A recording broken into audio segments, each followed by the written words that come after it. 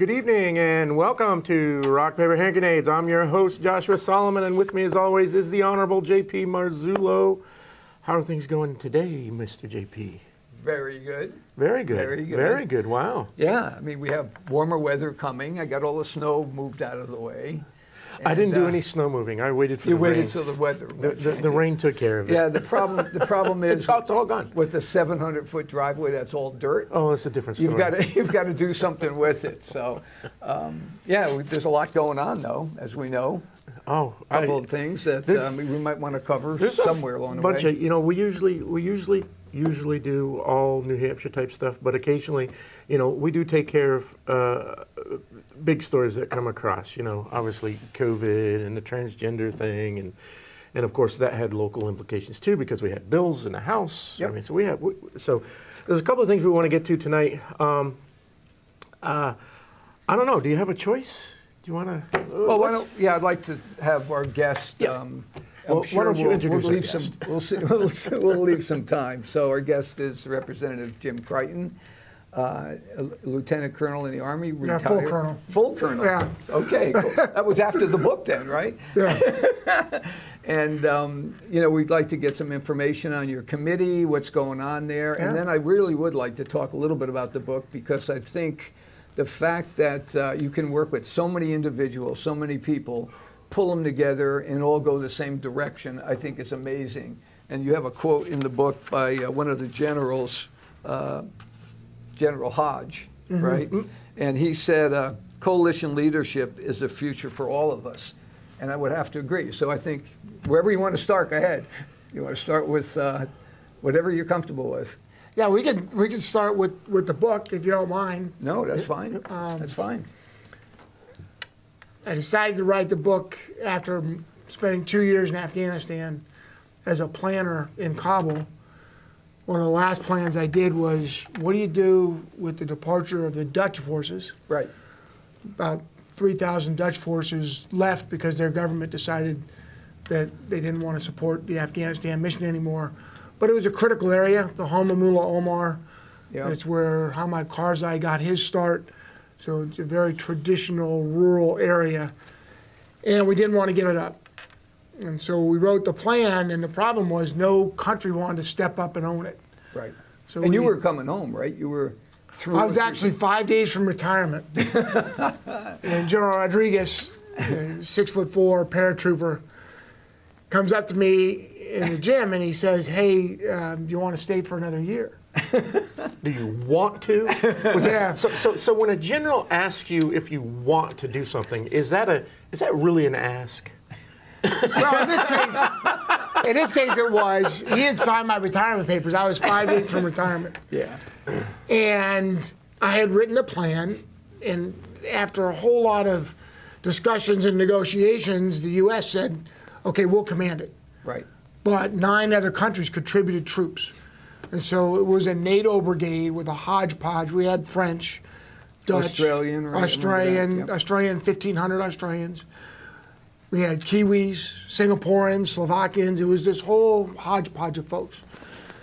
And so I said, well, let me think about it. Well, I only had a couple of days, but we had a C-130 flying down there. It was about a 3-hour flight.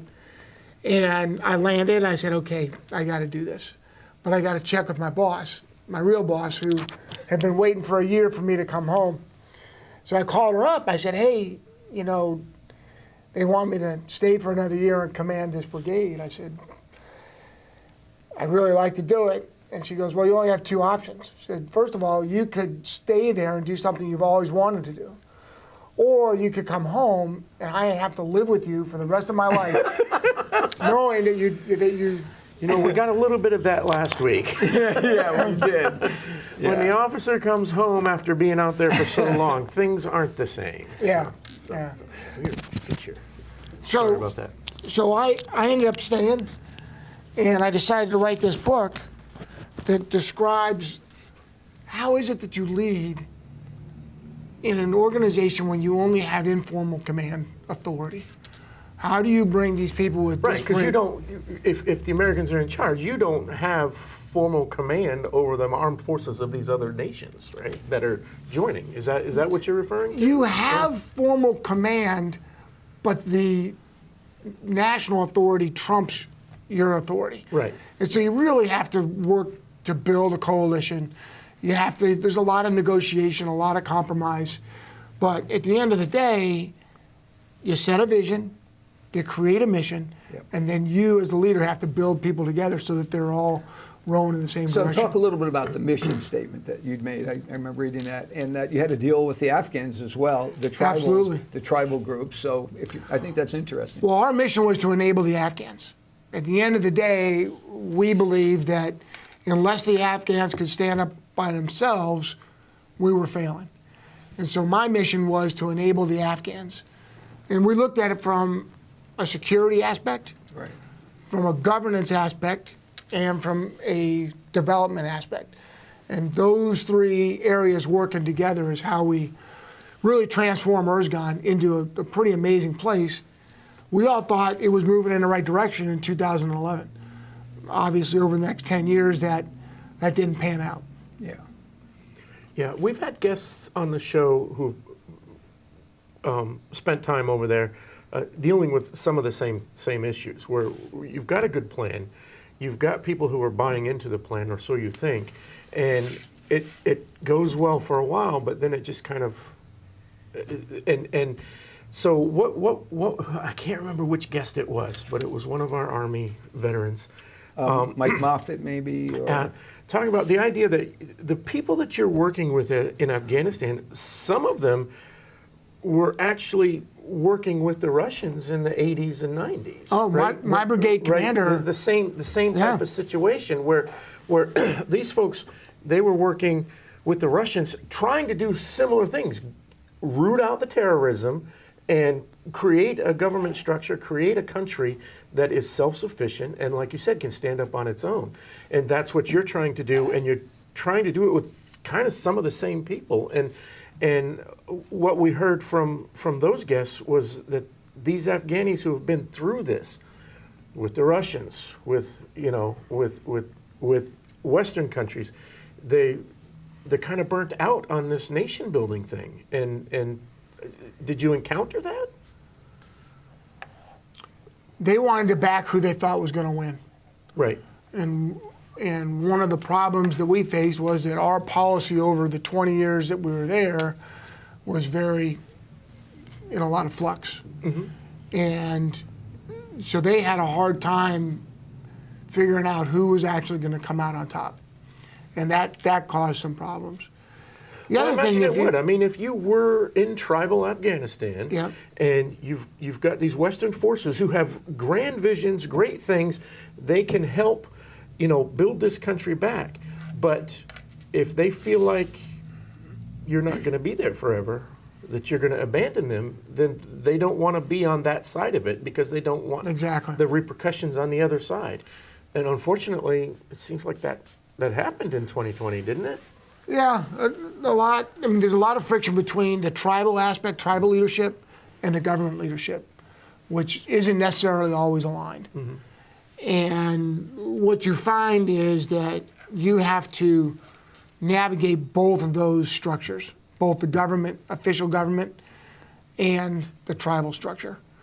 And a lot of times that was a big challenge, trying to do that. The Dutch took the approach that if you were corrupt, and their definition of corruption was pretty narrow, then they weren't going to deal with you. So they didn't deal with the police chief.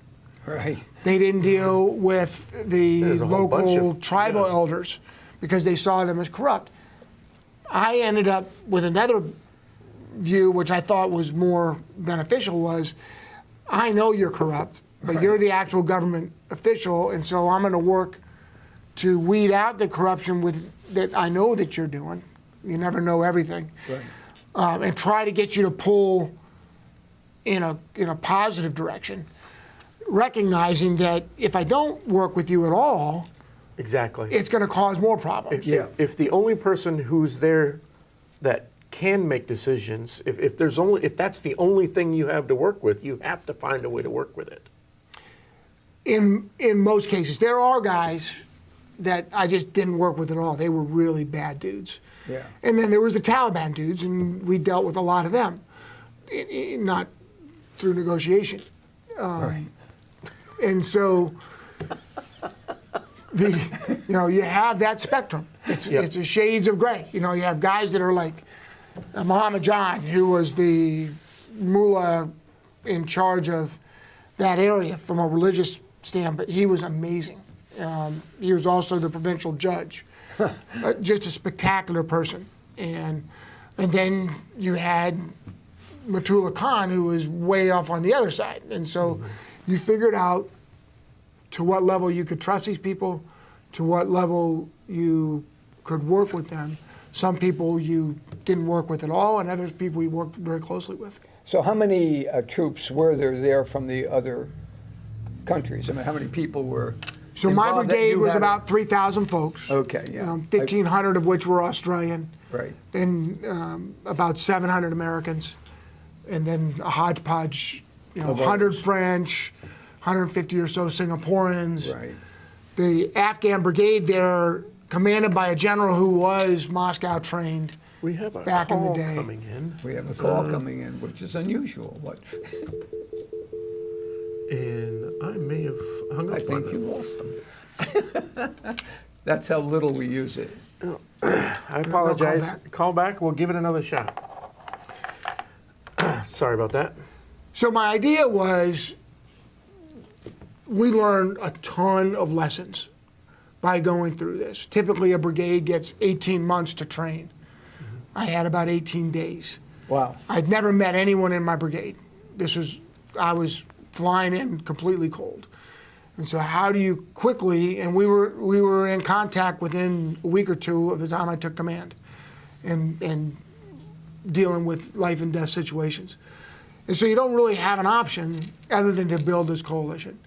And what my goal is to give these lessons to folks that are going into a coalition leadership. What I didn't realize was that this has a business aspect to it, because if you're in an international business organization, you're building coalitions of all sorts.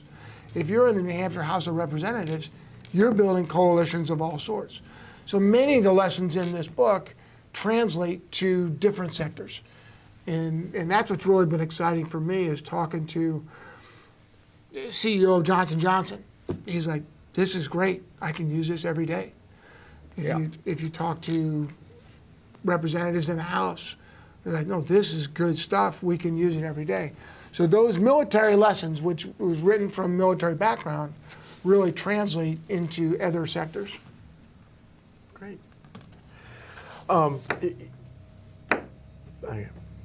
You lost the thought, right? Lost the thought.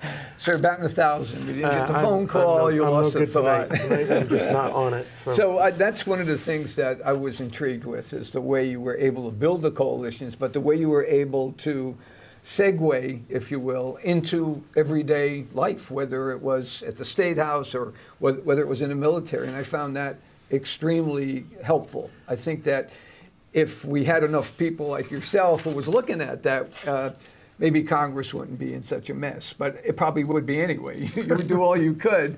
But that's what I was most impressed with, Jim. Well, JP, you treat people with dignity and respect. Yep. God gave you 2 ears and 1 mouth for a reason. Right, exactly. So you're supposed to listen more than you talk. Yep.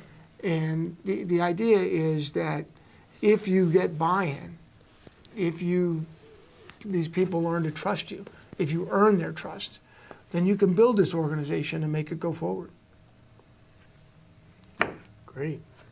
So some of the things that were on the list here was, again, I don't know how to pronounce the name, but it was Combined Team Aruzgan. Aruzan. That was sort of the whole thing, right? That's what it was based on. And then you went from there to negotiate with all these people. I remember reading something where you were with somebody holding poppy seeds instead of doing something else farming, correct?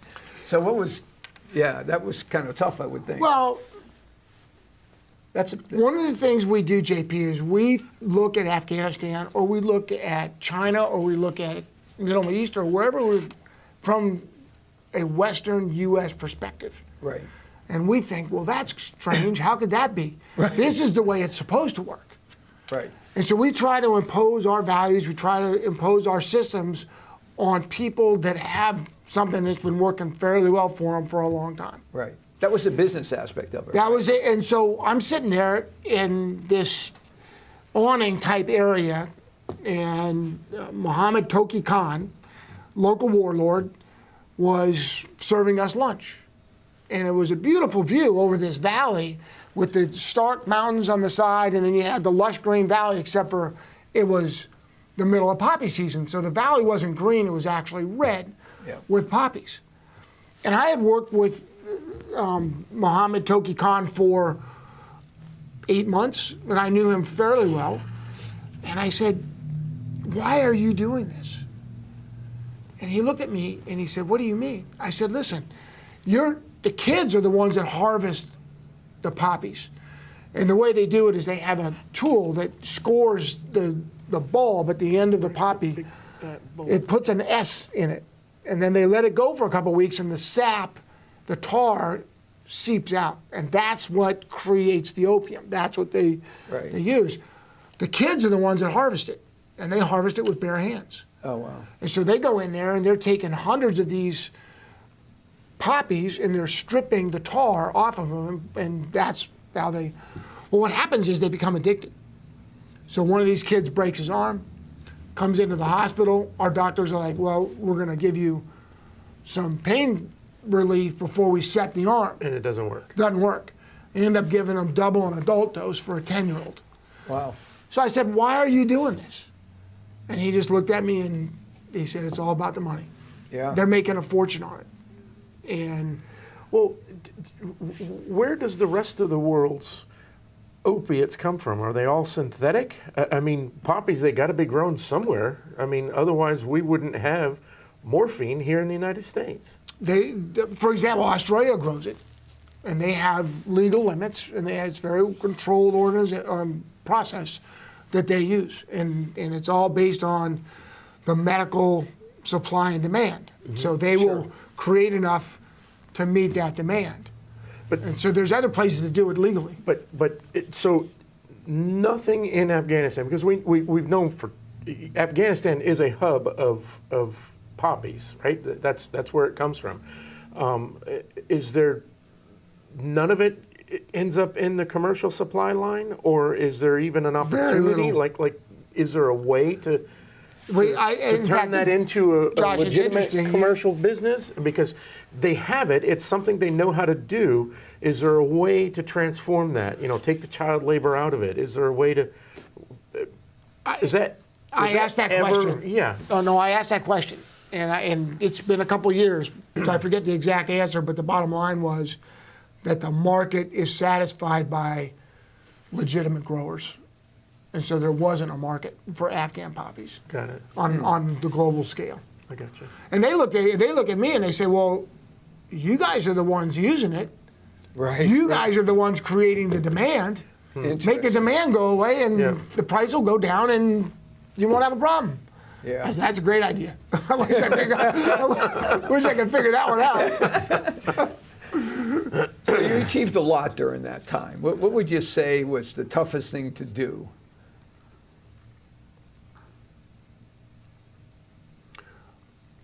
Understanding individual motivations. So why is this person supporting us? Why is this person not supporting us? Why does this country have these caveats? And understanding how, because in order to build this team, you have to understand what makes everyone tick. Sure. And you have to know how to motivate them to follow your lead. And that was exciting for me. I enjoyed it. My day started at 5:30. I did PT and went to the gym. My first meeting was at 8. And then typically I'd walk home at about midnight, and under an amazing number of stars.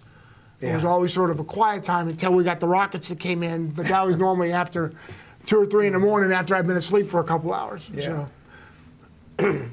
Yeah, that's my understanding of everything that takes place over there. Well, not everything, but is that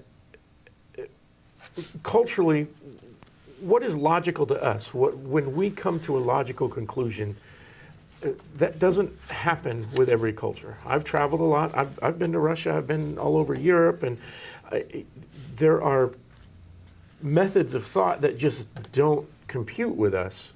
And so, what is a logical conclusion to us? 1 + 1 does not equal to 2 for them.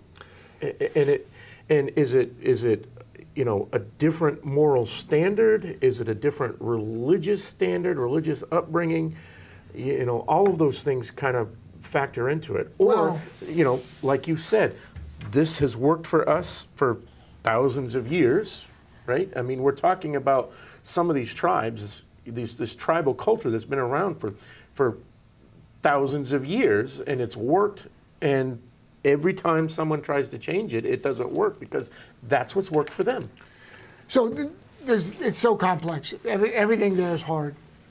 One of the things you don't understand, that most people don't understand, that when I walked into Erzgun, the education level was 3%. For boys, it was 8%. For little girls, it was about 0.3 to 0.7% of the little girls could read. And so that changes the whole dynamic, because what happens is the mullah comes in, and you have good mullahs and bad mullahs. Jim Jones was a bad priest or a bad pastor, right? So you got good pastors and bad pastors. They've got good mullahs and bad mullahs. He comes in and he interprets the Quran as he wants to. Right. And there's no one there that can read, that can debate him on it. Yep. And so that causes a significant cultural challenge. And it makes it easy for them to control the population, because the Quran, Muhammad, says this. Well, no one can argue that because he's the only one that can read it. So the other thing I remember reading was that some new schools were built, as well as hospitals, but they were abandoned. Basically, there was nothing in it, right? I mean, they used the money for other things, I'm guessing. Well, we got in our own way a lot of times. There was a ton of money there. And so you had the UN, you had NGOs. The children's Save the Children was a big one. Right. And then you had each country. So you had the Dutch, the Germans, the Americans, all doing their own thing, USAID. And they would say, well, we built 167 churches or schools. And that was the number. I said, great, let's go look at them. Well, there's one at the end of the runway that was about 40% done, and it was dilapidated. Well, they counted that as one of the 167. Yeah. Well, what happened is the contracting was crazy. They would give the contractor 100% of the money and then wonder why he left. Well, when we built our house in New Hampshire, the profit was the last payment after an inspection. But we didn't do that. So then you build a school and you say, okay, well, that's great. And you go to visit the school, and I tell you the great story up in the Hazara tribe area in Daikundi, built by UNICEF in 2006 on the top of a hill. I walk into the classroom. There's about 80 kids in the classroom. They're running 2 shifts a day. Wow. In that school, 3 shifts a day downtown, where they'd had 80 kids come in, 2 different sets. I sit down with the kid, and he's doing third-order algebraic equations, straight off the top. And how old? He must have been 13. Wow. 8th grade. Wow. I was amazed. But in the Pashtun area, then I go to a school, beautiful school, all granite. There's half a dozen rooms. The rooms have chalkboards built in. Nice. I walk in, and it was just, I'm like, my gosh, we did a great job. I walk in, and the first room was full of hashish, all drying on the floor. Oh my gosh. And I was like, you're killing me here. Well, so then you say, okay, well, why aren't you having any teachers? Right. And there was one teacher in there teaching about 15 kids, but the rest of the rooms were full of dope. Well, we were paying interpreters $600 a month. School teachers were making $70 a month. Oh, there it is. So we've thrown their complete economic system out of control. The school, if you ask an Afghan, how much does a school cost? They say, oh, $20,000. We would pay $100,000 for a $20,000 school. Right. And then we would contract, there weren't enough plumbers in Erzgon, small place, so we'd hire a plumber from Kabul, because that's the closest we could get. Well, they would subcontract it at a 10% premium to the company in Kandahar, 120 miles away, and another 10% premium. Then they would come. So by the time But you everybody's actually get a getting their plumber, cash up front. everyone's Yeah. got their cash up front. Everyone's got their premium. We're paying 3-5 times as much as we should, 10 times as much as we should, and yet the project isn't. We would rotate out every year, so the project manager goes through this whole process, but he hands over a portfolio to the next guy. Well, the Right. next guy's got new projects he's looking at, and these projects is like, wait a minute, I didn't even know that you built a police station that wasn't completed. Oh yeah, and oh by the way, the warlord's been guarding it, and we owe the warlord $50,000 for the last year that he's been guarding it. Yeah. But you can't take the money out of the contract because that contract's null and void. So now you can't pay the warlord, but you can't finish the project. I can go forever. But so it was. That being said, the Malawi Girls School was phenomenal. What happens to them after? I mean, I was just going to say that last week I read a story that school has started, but none of the girls are allowed to go to school anymore. I wouldn't doubt that. I mean, yeah, the Taliban's that's in why I control. brought it up. I Right. read the Yeah. same thing. Yeah, the Taliban's in just- control. Yeah. And we knew that when we left. Wow. Anyone that has been there knew exactly what was going to happen.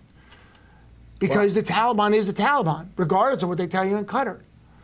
Right. They are the Taliban, and that's what they believe. Wow. And so that's what we get. And so what about like healthcare and hospitals and things like that? The healthcare was interesting because the World Health Organization, I think it was WHO, was in charge of healthcare writ large. But I had an 88-person Navy hospital that had 7 or 8 emergency rooms, 17 overall beds, full dental facility. It was nice, good docs. And what would happen is the downtown system would get quickly overwhelmed. Right. And so we would provide them augmentation. Right. We'd also send doctors out to train them. So we had a really good relationship with them. But the NGO responsible for it did not want us to do that because they felt that we were taking away from their ability to build capacity. And if they continue to rely on us, then they just wouldn't do it. Yeah. Well, there's some truth to that, although we saved a lot of people that otherwise wouldn't have been saved. Yeah. The other thing was, for example, we saved this one girl, comes in, and the dad was despondent, little girl, 10-year-old, and we saved her. I forget exactly what we did, but the hospital downtown couldn't do it, and we did it. 3 weeks later, same guy rocks up, and he says, hey, there's IDs here, here, here, and here. Wow. And so we were able to So go you get didn't those just save IDs. her. You saved we saved other ourselves. people. Yeah. So it's much more complex than it looks on first blush. Incredible.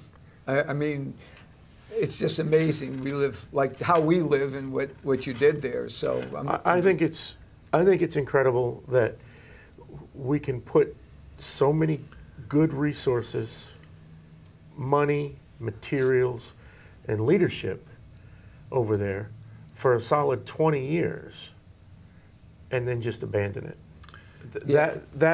That is just horrific, you know.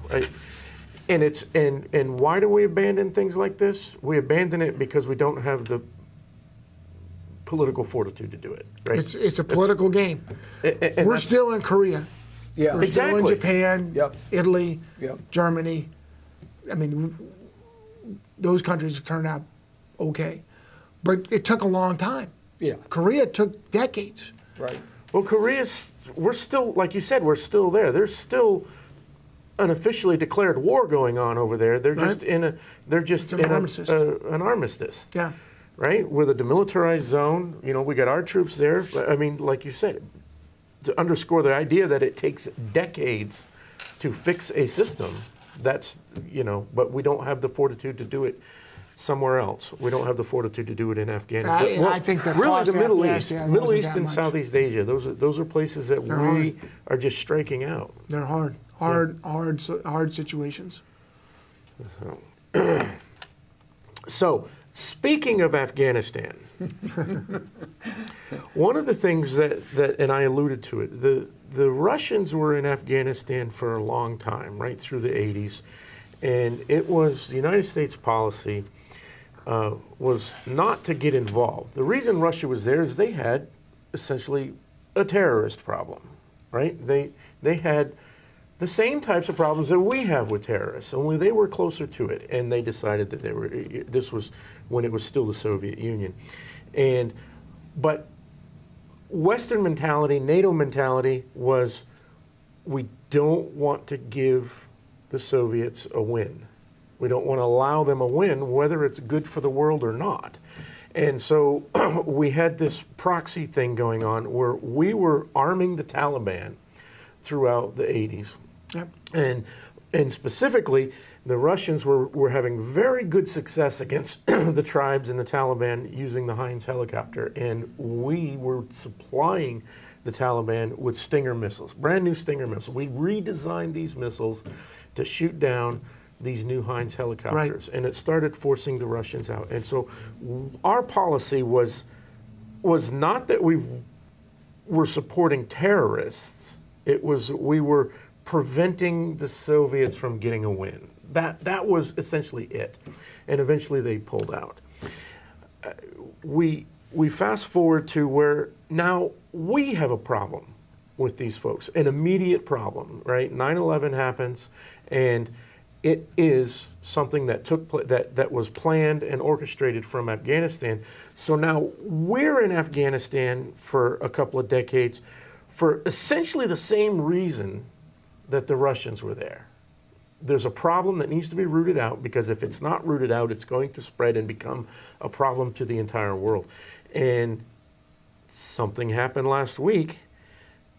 We have what we're told and is ISIS terrorists entering into Russia and committing a terrorist act.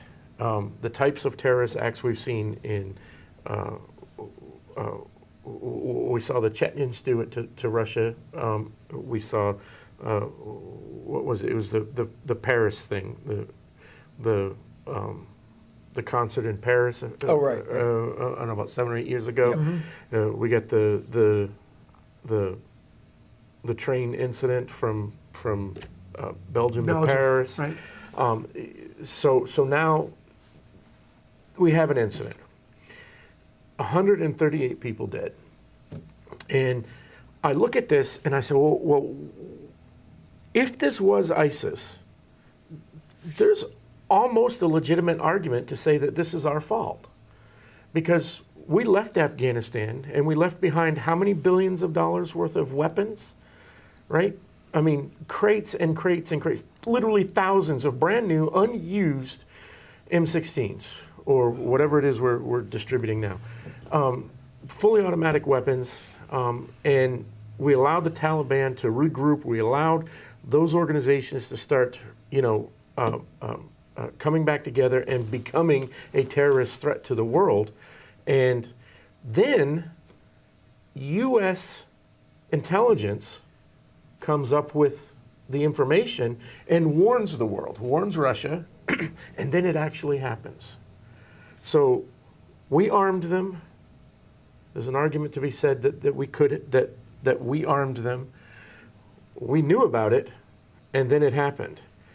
I think the Russians have every reason to be pissed off at us, right? Because we didn't stay there and take care of the problem that both our nations have with these insurgents inside of Afghanistan. I think it's a horrible situation, but I think there's also, blame to be placed around. Obviously, whoever pulled the trigger, those 4 guys, they deserve whatever's coming to them as far as I'm concerned. But what led to it? You've got the Russians now insisting that this was a Western and Ukrainian action. and as they will. and they say that they've interrogated these guys, and they've got guys admitting that they don't know who paid them to do this. They got phone calls. They got about $5,000 each in American dollars, or whatever the equivalent rules are, and it boggles my mind. One of them has a brand new, like 8-month-old baby. Another one has 2 children, and these guys took about $5,000 and didn't really know each other prior to this. They're all from Tajikistan. There's something to be said that maybe, it's a conspiracy theory, that maybe this was an operation that was a Ukrainian operation where they chose these, and they're all illegal immigrants, by the way. They're illegal immigrants inside of Russia. So they've got an illegal immigrant terrorist problem. Where else in the world could that possibly happen anytime soon? Right?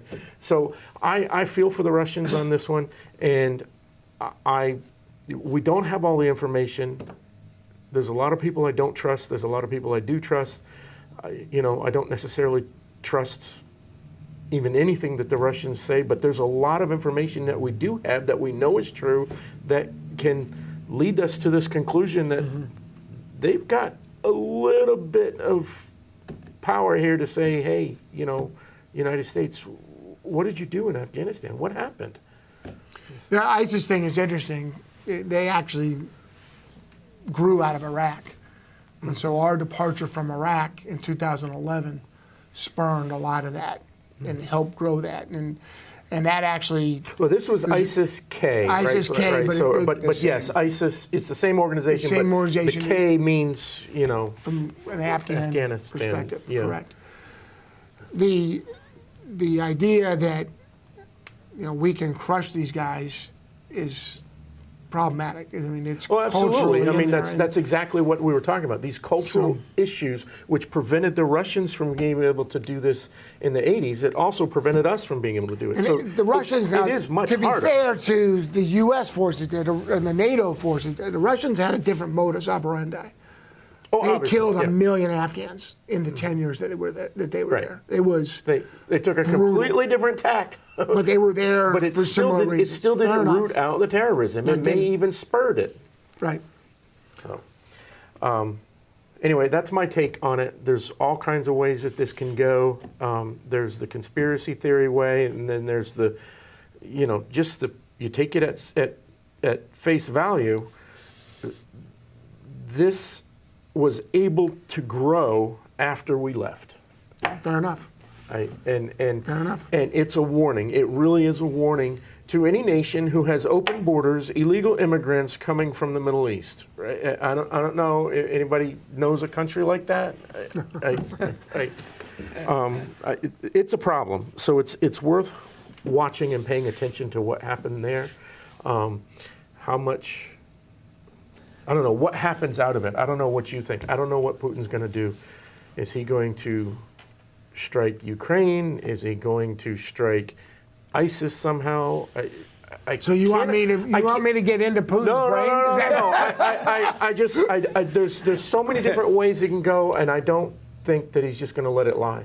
I mean, this is a touchy question, but how did you feel when we left Afghanistan? As the work that you So let me did- describe that day. Yeah, please. So I got a phone call from some friends that there were folks that I had worked with after I got out of the Army. I continued to work in Afghanistan. Now, they were trying to get to the airport, and they had been given a name to get to the airport. So I'm on the phone. I got 2 lines in my house. I'm on the phone with this family, and in perfect English, in Right. Dari. Right. They are trying to explain to me where they're at. And I'm trying to tell them where to go, because on the other phone, I've got this other organization that's talking to people inside Kaya, the Kabul International Airport, where they were getting out. And they were saying, no, I need you to go to the West Gate. So I'm saying, okay, I know you're at the East Gate, but go to the West Gate. Find a place to... So I'm on the phone with these guys back and forth. That's what I mean, that's the chaos that was there. And I thought it was a terrible decision. We hadn't lost anyone in years. Because you know these people. You've worked with these Yeah. people, That's and why you I know they've asked, got families. Yeah. That had to be. Yeah, no, Yeah. it was difficult, and it could have been prevented. The cost wasn't that great. The loss of lives had all but gone away in the last several years. Yep. And it was just about maintaining, like we did in Korea, until they could get their feet on the ground. And it wasn't going to be as fast as we wanted. But the cost, I think, is borne out to be much greater than the any benefit that we gained by leaving early. So I was not happy with that decision. And we had about 45 people left over there that we had been working with, and we got the last one out only about 2 or 3 months ago.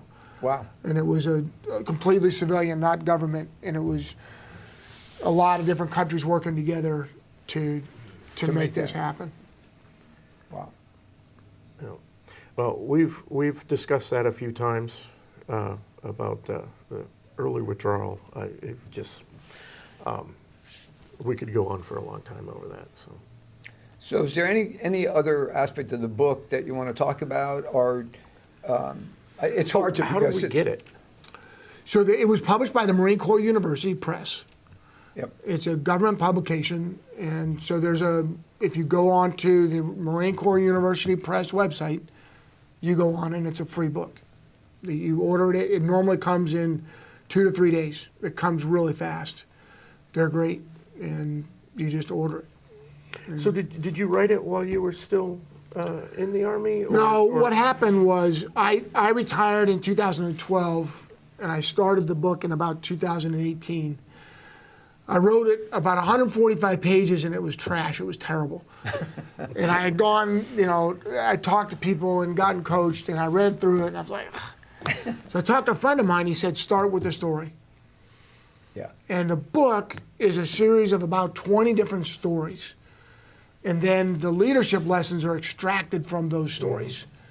Yeah, that's what struck me. It was great. It was really good. Yeah, so it's more of a narrative of what happened Right. rather than a listing of lessons. Other than all the acronyms you have to remember, Yeah, it was As good I get that's tough. flipping back. I know that's tough. As I get older, I'm getting more and more sick of the acronyms. Yeah, they're hard. Because there are acronyms from a military standpoint. So if I read a book like that, Yeah. I'm going to see those acronyms. Yeah. Yeah. But if I go to work in the technology world, Same Like thing. you do. there's going to be a whole bunch of acronyms that Don't match not the only other that I ones. don't know, but they're the same acronyms, but they have completely different meanings. Exactly. No, it's tough. Yeah, So, and everybody assumes that you know what they mean. and one of the lessons I have in here, it says, Tell 'em. in one of the lessons, it says, well, it was an edict. And I talked to General Blaine, who was my deputy at the time. And he said the greatest thing was you took away acronyms. Because with different countries, Right. you weren't communicating. Right. Because you were using all those different Yeah. acronyms. Yep. So you're exactly right. Acronyms are not the most effective way to communicate. It's become part of our language, and it's become such a part of our language that like I said, everybody thinks you know what the acronym means, but you can have one acronym that has 4 different meanings depending on the audience. You have to have the courage to ask. Yeah. You're exactly right. Right. Josh. And I've done that. So I mean, I work like I said in IT, and I know this woman that I'm communicating with from another company. I know that she's retired Navy, Yeah. and she's coming out with all kinds of acronyms. I'm like, is that an IT acronym or is that a Navy? Right. No, you're exactly right. It's hard. And if you're in that field, you just expect everyone to know. Exactly. And Exactly. of course you know what that means. I have no idea what Well, that it's almost like the states. I crack up at the State House because they do like HB 1102, and instead of telling you what the bill is, the common Right. person doesn't know what it means. So, Yeah, You know, like, and hey, that's- hey, what do you think about HB 102? I need more relative information. to what? Right, exactly. I need more. No, it's You're tough. gonna have to expand on that a So- little bit. so- It's the Jim, same thing. This is. I'm sure you're using some of these techniques in here in leadership in the State House. Has that been productive at this point? I mean, are other people catching on that there's another way to do what you're doing there? Yeah, and I'll give you one example that does the House of Representatives in New Hampshire have the authority to direct certain things to happen if they pass a law? They absolutely do. You go through, it passes the House, passes the Senate, governor signs its law. Right. You're good. You have that authority. Oftentimes, but not oftentimes, it happens. People write a proposed piece of legislation without talking to the agency, DHHS, Right. Department of Health and Human Services, Department of Environmental, Department of Agriculture. They don't ask the department what they think about it. Yeah, what impact would this have on you? How does it change your daily life? And is there something else that's going to impact this that I don't know about yet? Exactly. And we have representatives that don't do that. Yeah. And so all of a sudden you get this piece of legislation, and then I actually enjoy my time at the House. Yeah. In the committee meeting, Yep. on any given bill, you'll listen to 1, I'd like to 4, test- 6 hours. Yep. I When agree. you were in there, JP, we were in there for 5 hours Or more, on yeah. that one bill on dogs. Oh, yeah. If you listen to that testimony, you'll find that they haven't coordinated with anyone. Correct. And that's in here. Yep. It's about listening and understanding. And so some of the lessons in here are directly applicable. Yeah, Yeah. you can't just assume that you are the subject matter expert, right? This sounds like a good piece of legislation. This is what I want to do. This is what I told my supporters I was going to do. I get there, and if you don't start asking about what you don't know, and you just assume that you know what you're talking about, right? Yeah. So, and it's But Josh, in the committee meeting that comes out, and what you'll see in the New Hampshire legislature, you can only coach one team. Vince Lombardi said that. Yep. So I'm only worried about New Hampshire. Over 60% of the bills we pass are passed on consent, which means that when the speaker gavels the opening session, his first order of business is approving and voting on that bills on consent. And that takes 30 seconds. Yep. That's 60% of the work that we'll do on any given day is done in 30 seconds. Because in the committees, all the Republicans, the Democrats, and the Independents all agree on the bill. And that's something that people, it's a beautiful thing about our system in New Hampshire that people don't understand. They think, well, we're fighting on abortion, we're fighting on guns, we're fighting on transgender, we're fighting on housing, yes, those are all things that come up that we have discussions about back and forth. But at the end of the day, 60% of the work we do is done in 30 seconds, Yep. which I think is a beautiful thing. Yep, absolutely. So I think, Josh, you had a few things that you wanted to bring up, or do you, Well, or let's- do you want let's- to continue with Jim? we'll come back. So let's talk about the bridge collapse. Okay, yeah, good Now, idea. you spent a good portion of your life in that area. Yeah, I mean, 20 years or so. You lived in Annapolis, right? Right, in that So- area. So that bridge is right there. That's something that you would have seen on a regular basis. Yeah, I mean, I would actually sail under that bridge to go meet doctors and, take them on a cruise on my own boat plenty of times. But actually, a little outside of Annapolis, the creek we were on dumped right into the bay.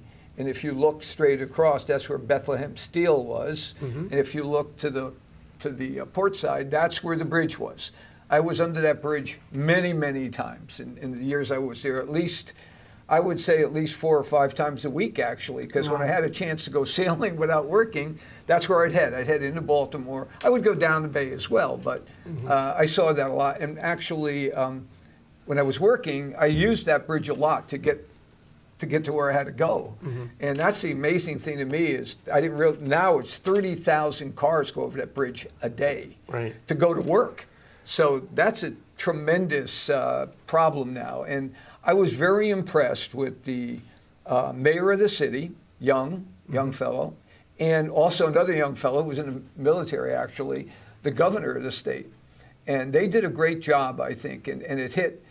Now they have to figure it out, right? What are we going to do? How are we going to get them there? Because the only way they can come now is through a We're tunnel. going to have to Oh, go my through the gosh. tunnel. And, Yep.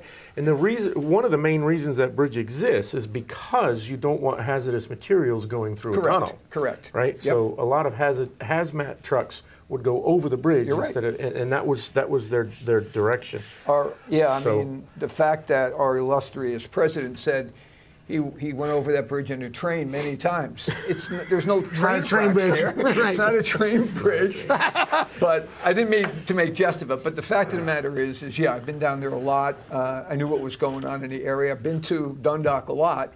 Was at the time, going there just to go out to have a drink but that whole area in Dundalk, as they say, those people are out of work basically. Yeah. And it's really sad that, thank God that the first responders were able to stop traffic it's amazing. and to save many, many lives. Yeah, they really only had a few seconds, Yeah. as I'll illustrate here with Yeah. some pictures.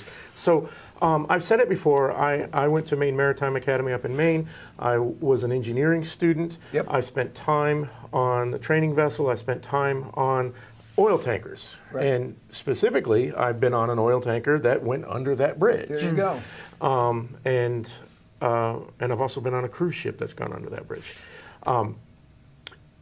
So I understand what's going on in an engine room during a failure. The biggest failure that I ever experienced, we were out in the middle of the Atlantic Ocean, and a ship that size will drift for literally miles Right. before it comes to a halt. Right. That's without any ocean currents or anything like that pulling it around. So it's a very difficult time when a power failure occurs, and a power failure did occur. I am usually the conspiracy theorist on this show. I know that.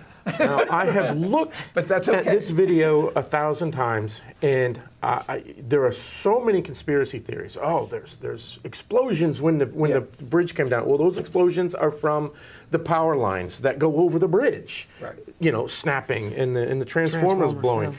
So there's your explosions. And as far as the ship turning, we can explain that. And we're Yeah. going to go through a couple of slides here. Well, more than a couple. So let's go with Dolly number 1.